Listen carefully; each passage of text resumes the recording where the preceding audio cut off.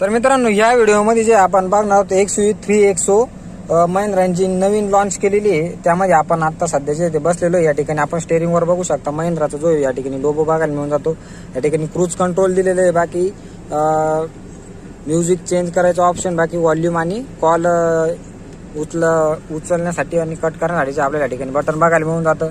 बाकी पूर्ण जे आपल्याला डिजिटल इन्स्ट्रुमेंट क्लस्टर बघायला मिळतं. बाकी टायर प्रेशर या ठिकाणी जे आपल्याला मीटर सांगतं आणि जे व्हॉइस कमांड देखील आपल्याला या ठिकाणी बघायला मिळून जातं. बाकी टायर डायरेक्शन आपल्याला या ठिकाणी बघायला मिळून जाते. या ठिकाणी जे आपल्याला डिस्प्ले दिलेला आहे. बाकी AC आपण या ठिकाणी बघू शकता.